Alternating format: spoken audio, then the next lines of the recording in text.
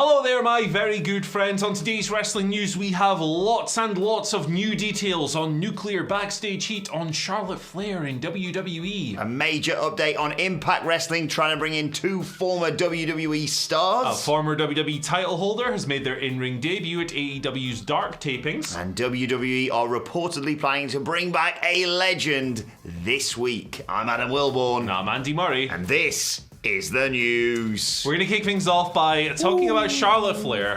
Charlotte Flair, this story keeps rumbling on, lots of developments. So, obviously, you know the drill by now. You're switched on, you're a wrestling fan who pays attention to the news, but quick summary. Bunch of stuff erupting last week. Belt swap on SmackDown. Charlotte concerned reportedly about looking weak in that. She dropped the title. There was a backstage confrontation between her and Becky Lynch, with one report suggesting that Charlotte was asked to leave the building. Whole deal unfolding here, but we got some new details courtesy of Wade Keller of Pro Wrestling Torch, PW Torch, who went into a lot of detail on the matter, having consulted several sources. And not looking great for Charlotte coming out of this situation.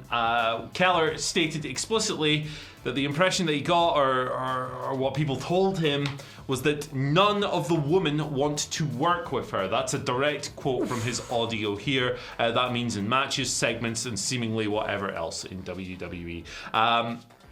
Keller stated that none of the people here, and he stresses that these people are not anti-Charlotte or agenda-driven or anything like that. None of them defended Flair in the Becky Lynch situation here. One even went as far as calling Lynch a hero for standing up to Charlotte in that situation. Another one stated that Charlotte behaves this way with colleagues and management. Her behavior causes issues with colleagues and management, essentially stating that she was being difficult in this situation, and Lynch just decided, hey, I'm not going to take this anymore. There's a lot more here, so I'll try and rattle through it as much as possible. Continuing, Keller noted Flair's reputation for flat out being difficult, feeling that she should be treated on a different level, a higher level, a top level compared to everyone else. Unfortunately for Charlotte, however, she lacks the necessary clout and isn't putting herself across well backstage. The locker room universally believes that Flair only looks out for herself and not others, which extends to not wanting to sell for people in the ring, and this kind of segues into the recent Nia Jax match that we spoke about on here.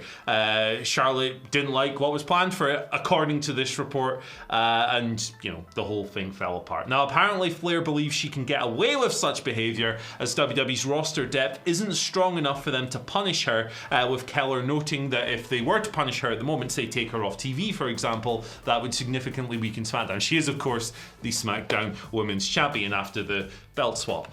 People who used to be close to Flair apparently don't even recognize her anymore, and the multi-time Women's Champion has isolated herself from her peers. She's in a world of her own backstage, according to all this.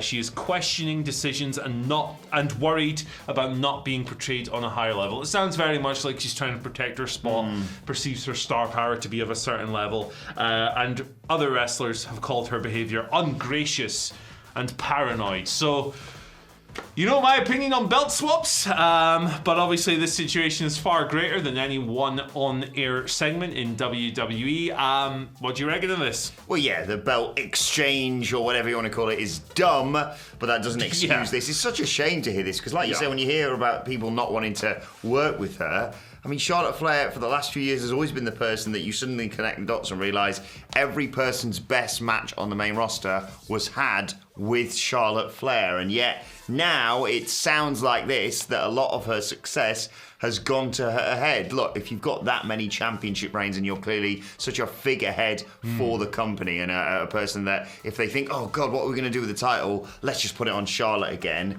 It does make sense that maybe her head may well grow, but to have like you say, so many different people backstage say that she is so isolated, and I hear stories in the way you're describing that, and obviously your mind goes back to like classic Hogan backstage shenanigans and maneuvering and what have you. I just think it's a real shame because obviously she's one of the most talented female wrestlers in the world. WWE are lucky to have her. But you never want to hear about someone not necessarily holding other people down, but certainly wanting to protect themselves at all costs. Yeah, absolutely. And when you hear a report like this where Wade's clearly consulted a bunch of different people on the matter, when it's just one person's word against another, you're like, okay, it's whatever.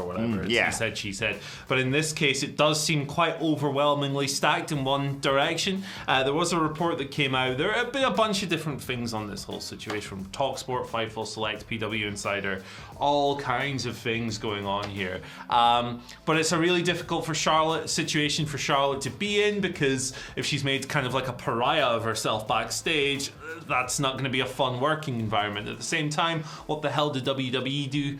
Who the hell knows? I guess we'll find out as time passes on. Maybe they'll do nothing at all, but we'll see how this thing pans out. Of course, Survivor Series is coming up, and if things stay the way they are, her and Becky would be wrestling each other on that show if they do the brand warfare thing. So awkward days ahead. Yeah, very intriguing. More on that as well when we get to the Twitter questions a little bit later on. But let's talk about the fallout from Bound for Glory. Impact Wrestling's pay-per-view went down this weekend. The big story, of course, the inspiration are your new female knockouts tag team champions.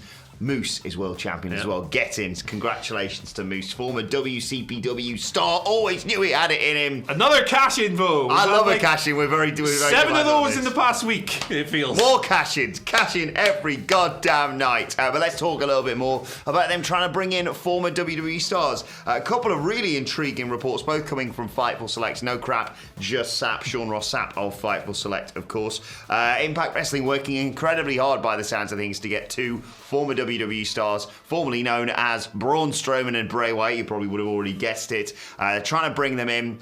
Some people actually backstage thought Braun Strowman may well be involved in Bound for Glory. That hasn't been the case, quite obviously. And in terms of Bray Wyatt, his contract his 90-day no-compete hasn't run out. That runs out late October. So he could well pop up in the coming weeks, but it's not going to happen anytime soon. Also, former NXT star Bronson Reed was apparently scheduled to be a part of Bound for Glory.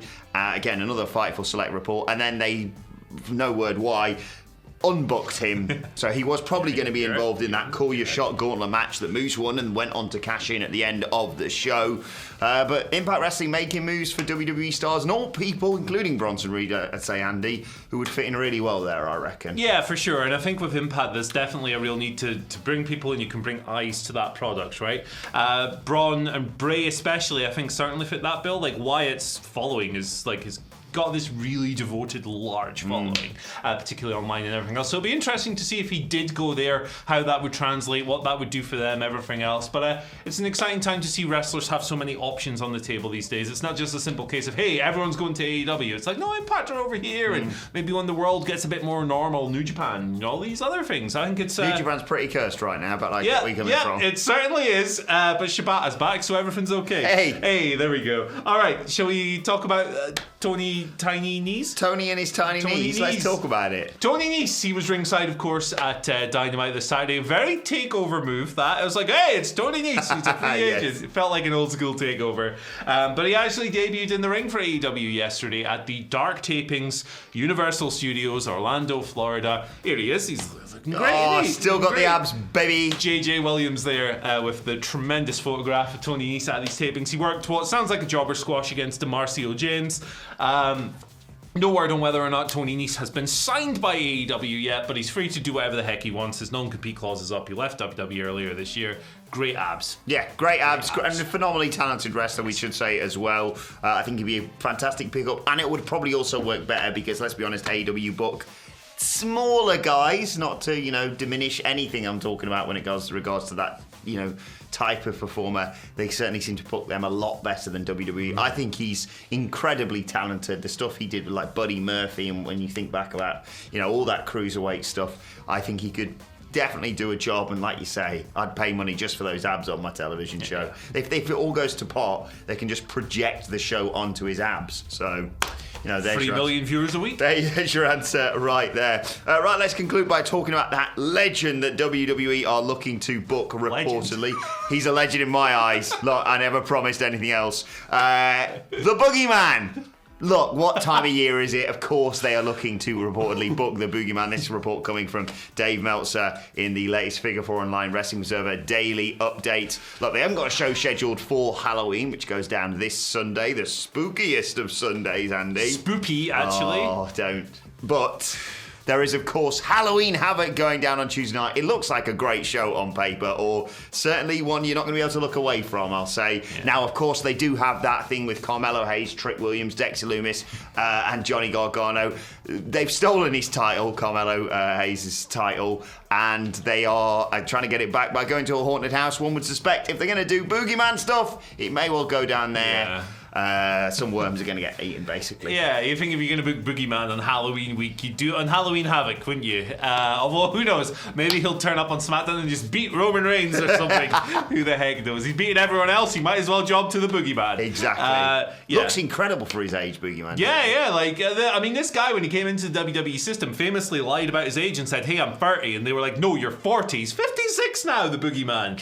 If I look that when I'm 50, say I'm 34 and I don't even look like that. So fair play to him. Looking forward to seeing somebody chomping down on some tasty, tasty worms, because that's what I tune in for my wrestling shows every week. Eat some worms, smash a clock over your head, cash the check. He's the Boogeyman, and they're going to book him. So that's what the report is anyway. Before we get onto the Twitter questions, quick reminder, of course, we are doing that fantastic partnership with Top Rope Brewing. I didn't think it was empty. that's from Australia the other day. Delicious beers from Top Rope Brewing, looking ahead to Survivor Series, or as we're calling it, Survivor Beeries. Unfortunately, again, only available to our viewers here in the UK. But if you want a case of 12 delicious craft beers like this for just £45 and free delivery, all you need to do is click on the link in the description below. Find the WhatCulture crate. We're doing Survivor Beeries. It's going to be Top Rope Brewing versus WhatCulture to celebrate 5 years of Top Rope Brewing as well. I'm not fighting them.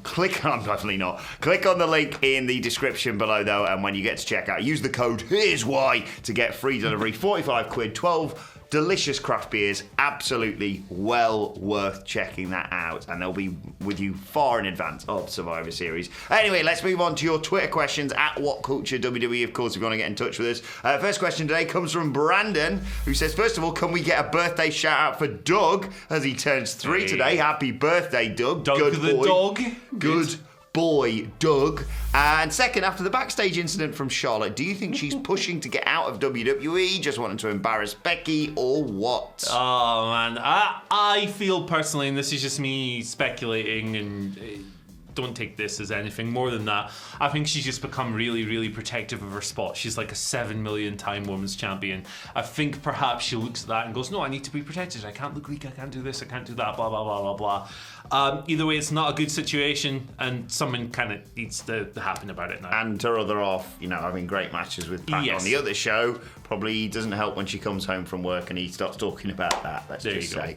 But yeah, I got to agree with you. I think she's just got a little bit big-headed, but we're just speculating here, of course. Let us know your thoughts in the comments, and we'll move on to Purple Snaps question, who says, what's the better option for WWE? Renaming the Women's Championships as the WWE Women's and the Universal Women's Championships, so we don't have to have bloody stupid title swaps, or unifying them? Same question for the men's tag belts. Interesting. I feel like the women's singles titles, I like having 2 of them. I think that's fine. They've got 2 men's singles titles. Yeah, exactly. You do need to strengthen the lower tiers a little bit, I think, but that's been a problem in WWE for a while now. Yeah, I mean, renaming them just the WWE Women's and the Universal Women's is a good way to avoid belt swaps. Also, good way to avoid belt swaps, just book better. Yeah. Don't book yourself in a situation. The drafts are work, guys. Exactly. It's not real. You don't have to have people swap brands. And they had opportunities. You literally had Bianca Belair fighting for the Raw Women's Championship, and people from SmackDown fighting for the SmackDown Women's Championship at Saudi Arabia. Look, it's not like you didn't see this coming. They always act like, well, we couldn't possibly have planned for this. You schedule it, dickheads. Yeah, you stupid bams. And as for the men's tag belts, yeah, unify them. Stupid having 2. Yeah. Don't need it. They hate tag wrestling anyway, right? Yeah. So there could be some great, cross-brand stuff, and you love breaking up tag teams anyway. There's barely any bloody left. It's just going to be the New Day and the Usos fighting forever, which I'm kind of okay with that, yeah. But yeah, just unify them, because they're stupid and do the same with the women's tag belts and include NXT and all that. Hell, include NXT and the men's tag belts as well. MSK, I love them. I'd love to see them on the main roster, as well as the grizzled young veterans. Final question today comes from Jake, who says, with no one really believing The Undertaker is retired, that's true. His retirement is, of course, a work. Who would you like to see Taker's last match be against? Nobody. Absolutely nobody. I don't need to see The Undertaker wrestle again. I haven't needed to see The Undertaker wrestle for about 6 years, if I'm being honest. The Boneyard was good. The Graveyard Dogs was awesome. I'm sure there are some other matches I could pick out from the past 5 or 6 years or whatever. But nah, for me, it's done. I don't want, need, or require to see him wrestle ever again. I don't believe he's retired either. I completely agree with you. But I don't have like an honest answer for you other than nobody, unfortunately, my friends. Thankfully. I can see where you're coming from with that, right? I agree. He's cooked. He's not retired, so right? I also think that he should get that proper send-off, not 6 blokes in a warehouse playing and then the MIDI version of his entrance theme playing at Survivor Series. That was just crap and weird. But I've been giving this some real thought because I know people have talked about it in the past. Oh, it should be Bray Wyatt. Oh, it should be Aleister Black and passing of the torch. I think I've worked with some of the guys in the office. I think I've figured out an answer that no one will get angry about, okay? It just puts this whole thing to bed. The Undertaker should have one final match and go out on his back against Nia Jax. There we go. No need to argue anymore. I'm sure the comments will be absolutely lovely with all that. Let's move on to today's and finally. I just love a bit of a row on Twitter, me, Andy. Eric Bischoff, my bodily functions have more credibility than Dave Meltzer. Dave Meltzer responds, those who don't have facts at their disposal, use them. Oh, so those who do have facts against at their disposal, use them. Those who don't name call, I think we see a pattern. Pick a side, the war's starting again, Andy. Yay! Yeah, Eric Bischoff versus everybody, it seems. Can we just have a nice week on Twitter this week, please? There's no such thing as nice time. Twitter is a hellhole. You don't get nice time. No, because there's like wholesome memes on there and but chonk doggles. There's also like bad dudes and weird dudes and other dudes. When's the rating stuff coming out from the weekend? Today. Let us know your thoughts on that and all today's news stories in the comment section below. Don't forget to like, share, and subscribe. And subscribe to What Culture Wrestling on either iTunes, Spotify, or wherever you get your podcasts from for daily wrestling podcast. Going to review SmackDown, Rampage, and Dynamite, and look ahead to Monday Night Raw a little bit later on today. It's a busy old day for the Podfather over here. But let us know your thoughts on all that, as I said, in the comments. And you can let us know your thoughts and Twitter questions on Twitter at WhatCultureWWE. Watch there, follow both of us. You can follow Andy Murray at Andy H. Murray. The H today stands for Hibs. Unlucky, boys. Hey, you can follow me at Adam Wilborn. Follow us all at WhatCultureWWE. But for now, thanks to Andy Murray. Thank you for joining us, and we will see you soon.